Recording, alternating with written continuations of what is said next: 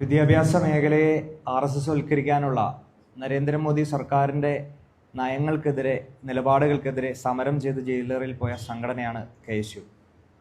വർണ്ണക്കടലാസിൽ പൊതിഞ്ഞ നാഗ്പൂരിലെ RSS കേന്ദ്രത്തിൽ നിന്ന് ഉരുതിരിഞ്ഞ പദ്ധതിയാണ് ദേശീയ വിദ്യാഭ്യാസ പദ്ധതി എന്ന് 2020 തന്നെ KSU വ്യക്തമാക്കിയതാണ്.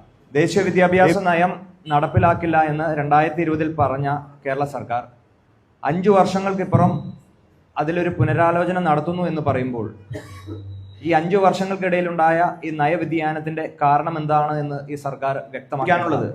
RSSുമായിട്ടുള്ള എന്ത് ഡീലിന്റെ അടിസ്ഥാനത്തിലാണ് PM ശ്രീ പദ്ധതിയിൽ ഈ സർക്കാർ ഒപ്പിടുന്നത് എന്ന് വിദ്യാഭ്യാസ മന്ത്രി ശിവൻകുട്ടി വ്യക്തമാക്കേണ്ടതാണ്.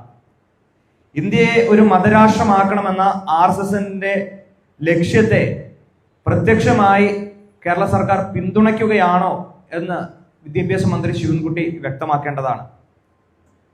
കേന്ദ്രത്തിൽ നിന്നും 1466 കോടി രൂപ ലഭ്യമാക്കുന്നതിന് വേണ്ടിയാണ് ഈ PM ശ്രീ പദ്ധതിയിൽ ഒപ്പിടുന്നതെന്ന് പറയുമ്പോൾ ജനാധിപത്യത്തിനും ഫെഡറൽ സംവിധാനത്തിനും മതേതര മൂല്യങ്ങൾക്കും മുകളിലാണ് പണമെന്ന് പിണറായി വിജയൻ സർക്കാർ അടിവരയിട്ട് പറയുകയാണോ എന്ന് ശിവൻകുട്ടി മിനിസ്റ്റർ വ്യക്തമാക്കണമെന്ന് KSU പറയുകയാണ്.